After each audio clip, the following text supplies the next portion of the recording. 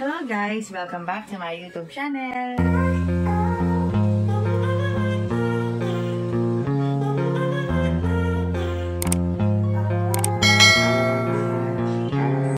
Ivy Laksina here of the Ontario Charter.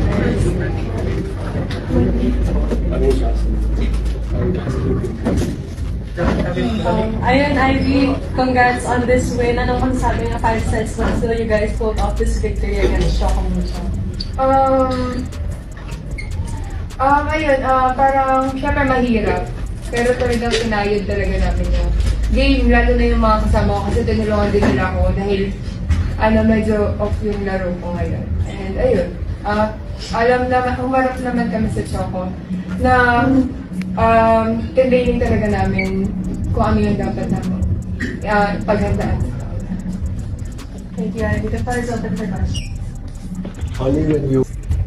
For Ivy, di niyo naman first time din to play opposite to Nina, on the other end, Chocomucho. So, parang, paano mo lang na-handle din yung, not only yung, of course, pressure of delivering sa game, but also yung crowd factor din, parang they're being involved din when nagkakaharap na kayo sa career Chocomucho.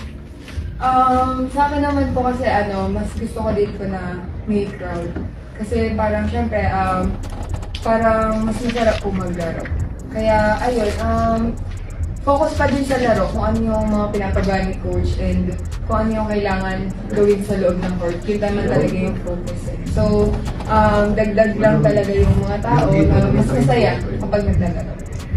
And sabi mo na medyo off-game ka ngayon, so ano sa tingin mo yung naging personal, kumbaga struggle mo on the court today? Kaya medyo natagalan before you got your rhythm, kumbaga. Actually, syempre, nag-aaral din naman yung kalaban. And so, alam nila kung paano na ako gumalaw kasi mga veterano na sila ate.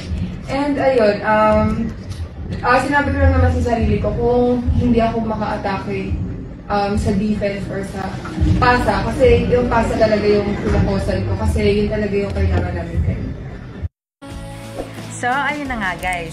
Kung nagustuhan mo ang video ito, huwag mo naman sanang kalimutang mag-like at mag-subscribe. At pakipindutin mo na din ang notification bell para lagi kang updated sa aking mga videos. Thank you! Bye!